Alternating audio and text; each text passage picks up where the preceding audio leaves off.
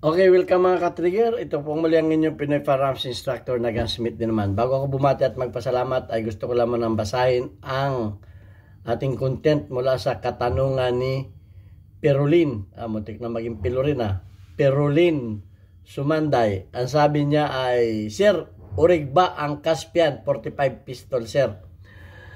Okay, so tingnan natin kung urig yan. Anong kumpanya talaga yan. So, bago yan ay gusto ko lang munang kayong pasalamatan dahil tayo umabot na sa 48,000 na mga subscribers. Mahigit na tayo na 48,000. Maraming salamat sa inyong pagla-like at pag-share ng ating mga videos dahil dumarami ang ating mga subscribers. Maraming salamat din sa mga hindi nag-skip ng ads dahil nadadagdagan yung ating revenues. Ang kita ng ating YouTube channel ay nakalaan sa ating mga beneficiaries. Meron tayong 6 na estudyante na tinutulungan na anak ng mga single parent na tinutulungan nating makapag-aral. At least may kaunti silang allowance mula sa ating YouTube channel.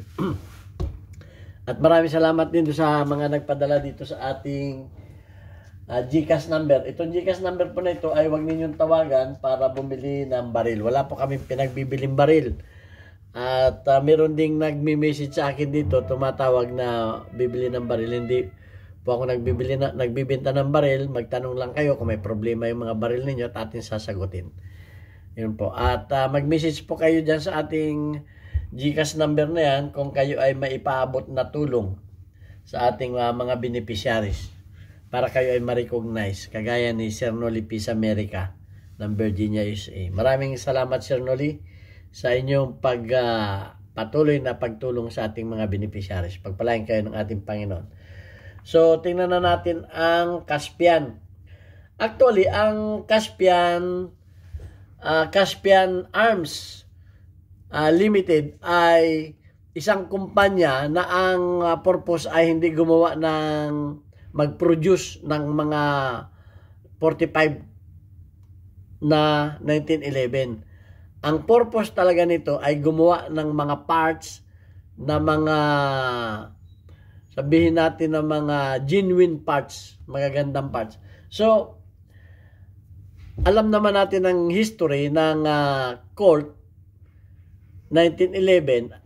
May mga videos na tayo niyan na nung late 1890 ay nag-umpisa yan. So, ang history niyan, inadapt na ng US Army anong 1911, kaya tinawag na 1911 yan. At noong 1930, somewhere in 1930s, ay nag-expired na ang kanilang patent. So, nung nag-expired ng patent nila, nagsulputan na yung mga manufacturer. Ang dami ng mga manufacturer na gumawa ng 1911. So, sa dami niyan, hindi na natin, isa na nga dyan yung arms corps sa atin at yung Rock Island. At madami pa talaga na nagsulputan na yan. So, basta ikaw ay may license ng gobyerno na mag-produce ng mga baril, pwede ka nang gumawa niyan, libre nang gumawa. So ang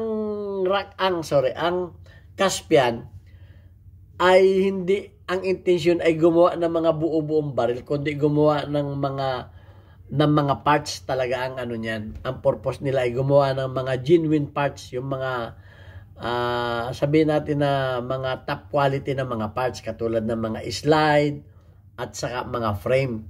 Yun talaga ang purpose nila. Hindi ang purpose nila ay gumawa ng mga buo na baril. So, ang naging papel ng Caspian ay nag-umpisa kasi lang sila noong 1983, kung hindi ako nagkakamali, 1983. Mas marami pang nauna sa kanila. Siguro nahirapan na silang siyempre kanya-kanya ng kanya-kanya ng diskarte ang mga manufacturer. Ang Caspian ay gumawa ng mga parts na mga quality parts na mabibili mo sa kanila. Halimbawa, ito'y kaibigan nito ng mga gunsmith Yung mga sa kanila, ang ginagawa nila ay mga customized na mga parts. Kaya sila ang sumikat sa mga pagkukustomize. Dahil nga sumikat na ang nandiyan ang mga shooters. Ang mga shooters, alam naman natin na metikuloso. So, ang ginagawa nila ay bibili na sila ng mga parts. Ang sumikat ay Caspian. Bibili sila ng mga slide, frame, tapos ipinipiting yan ng mga gunsmith. Customized na. So, yun ang naging papel ng Hindi sila sumikat doon sa mga pagpuproduce ng mga buo-buong baril. Kamukha ng ibang mga company. Hindi. Kundi sila ay sumikat doon sa mga paggagawa ng mga quality na mga frame, quality na mga slide, quality na mga parts. Tapos yung mga gunsmith, siyempre, yan ang paborito ng mga gunsmith dahil nakakatrabaho sila dyan, sila nagpipiting. Meron din namang mga shooters na mga hobbyist na sila na rin ang nagpipiting ng kanilang mga baril na Caspian. Kaya kung kayo ay may Caspian, yan ay maaring ang nagbuo niyan ay yung mga mahilig sa mga modified na mga baril. At yan, ang kalimitang gumagamit niyan ay talaga yung mga shooter.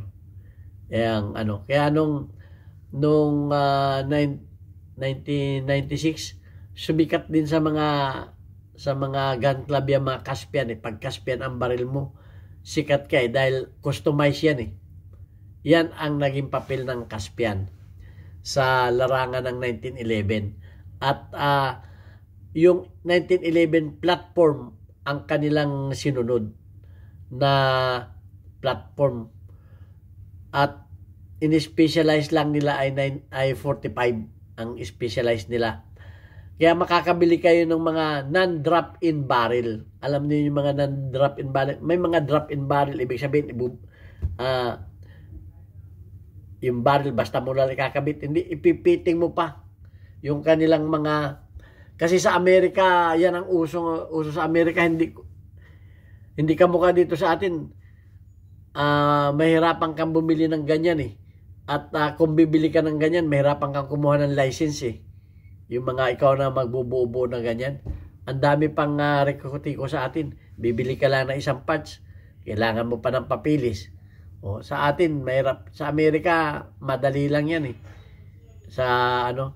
Kaya, dyan sumikat ang Caspian. So, ito ang history kasi ng Caspian. Basahin na natin. The term Caspian 1911 likely refers to high-quality parts made by Caspian Arms Limited. So, ang Caspian talaga ay refer sa high-quality parts na yari ng ang Caspian Arms Limited ang kumpanya talaga niyan. So, a company known for producing parts and frames for custom competitive 1911 pistol. So, yun talagang niya.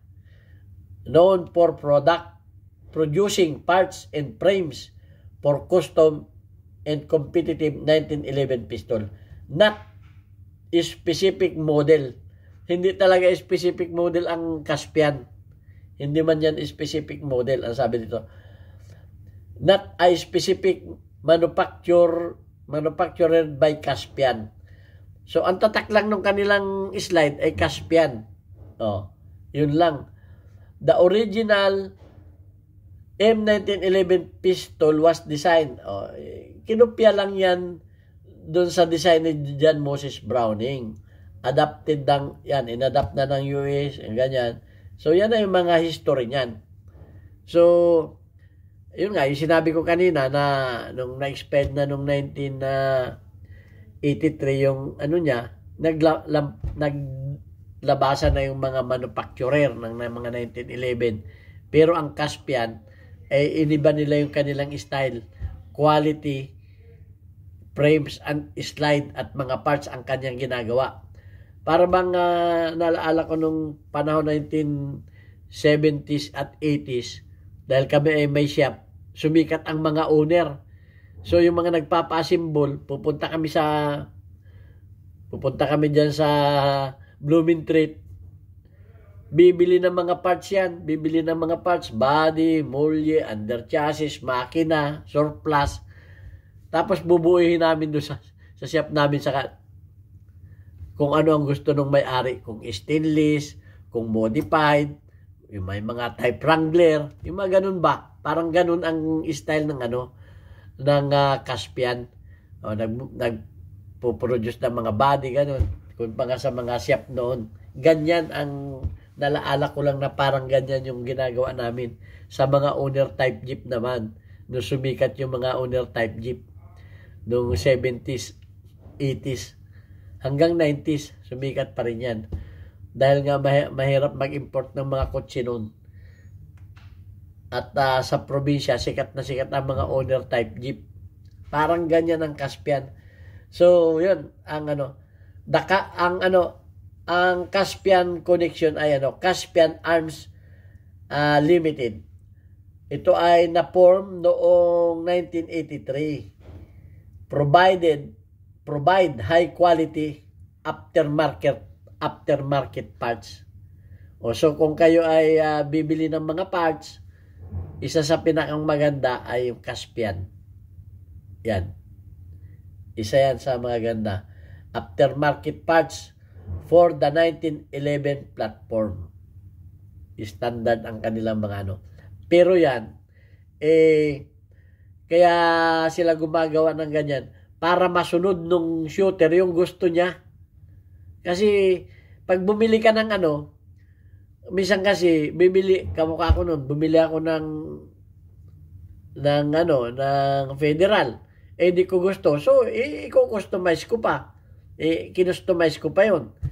Samantalang yung Caspian, bibili ka ng mga parts, ikaw na magbubuo nun. Ikaw na magpipiting, ikaw na yun talaga ang papel ng Caspian. So, yung mga aftermarket parts, kahit halimbawa yung iyong baril ay kalug-kalug na, o bili ka ng Caspian na slide, o bili ka ng Caspian na frame, o bili ka ng Caspian na barrel, o mga ganun ang Pero sa atin, mahirap yung ganyan dahil ang daming papel pa na kinakailangan mo sa FEO. So, yan. Ito ay modern manufacturing. Modern manufacturing. The company is better known for its frames. Yan. Frames in the slide. Diyan sila nakilala sa frame in the slide. Diyan sila nakilala. Which are open for purchase by custom gunsmith.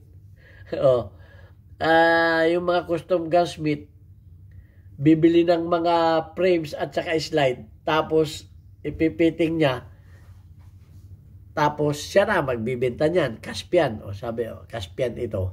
Pag sinabing Caspian, yan ang gustong-gusto naman ng mga shooter. Kaya sumikat sila dyan. Yan ay ang bumibili diyan ay mga purchase by custom gunsmith and competitive shooter. Ayan, yung mga competitive shooter, gustong-gusto talaga yan. Kaya nung kami, pag Caspian ang baril mo, parang medyo sikat ka na.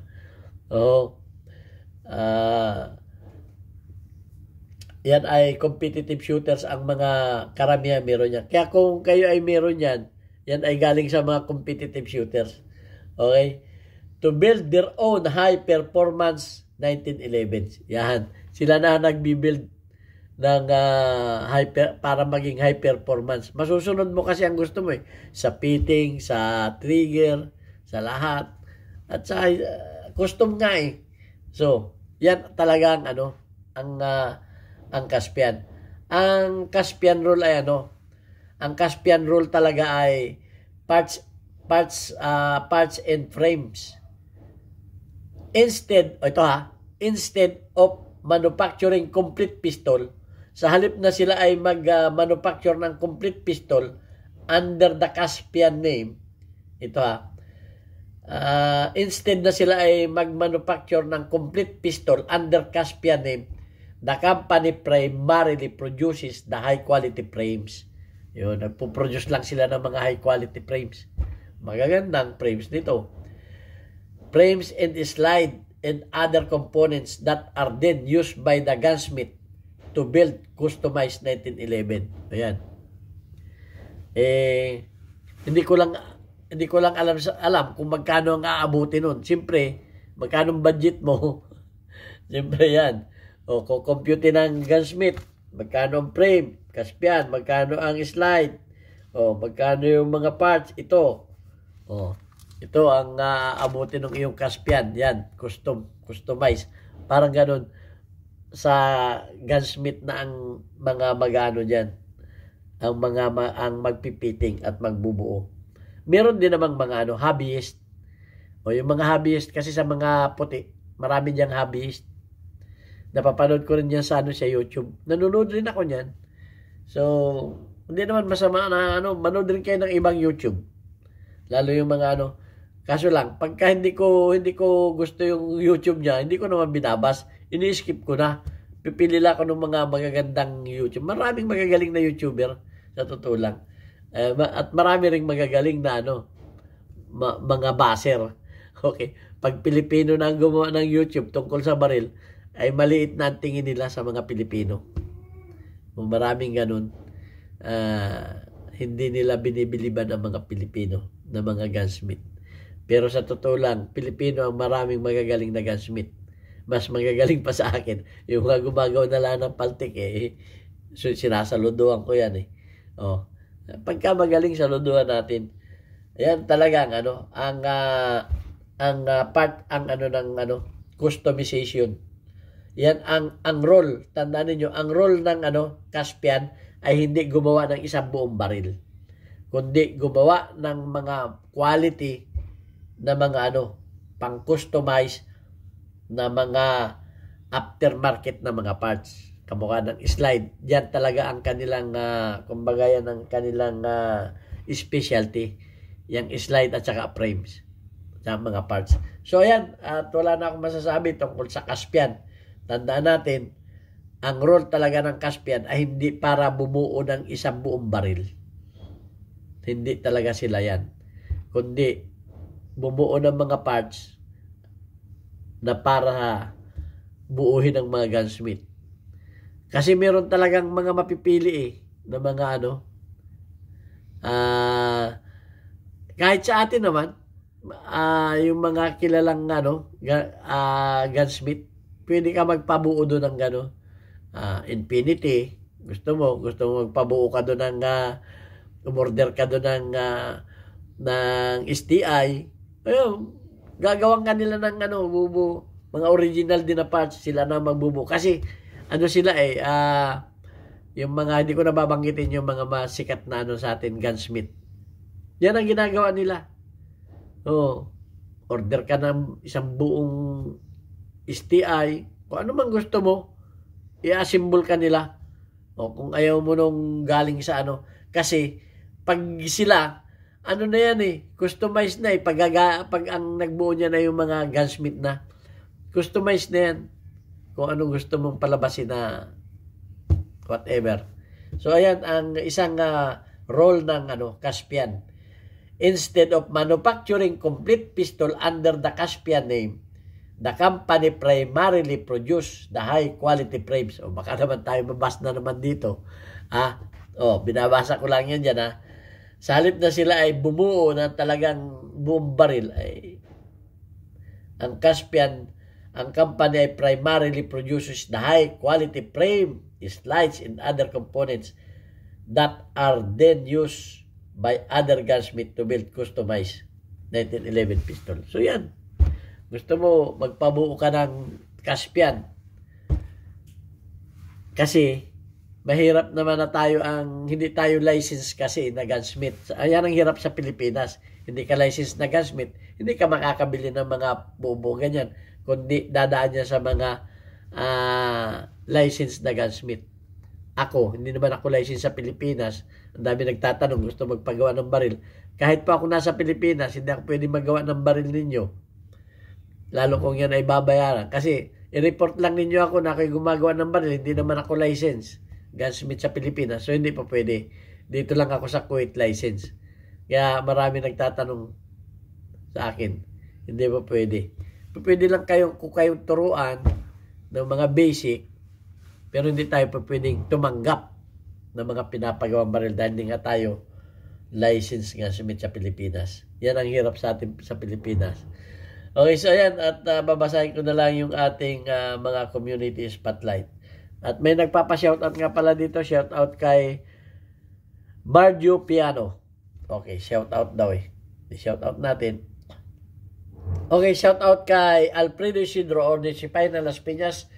Perfect ang iyong engagement, 100+. Shoutout kay Di Calibre Jr. Meron kang 2 engagement. Shout out kay Raymond Nang, meron kang 8 engagement. Shout out kay Randy, meron kang 100+, perfect ang iyong engagement. At shout out kay Tonkos Vlog, welcome at meron kang 1 engagement. Okay, shout out na rin doon sa mga kababayan ko sa Pinamalayan Oriental Mindoro yan. Yan o. So dati kong masisiyap, Alvarez Street, matatagpuan ninyo ang Papa Burger. Okay, maraming salamat sa inyo. At God bless us. Thank you very much.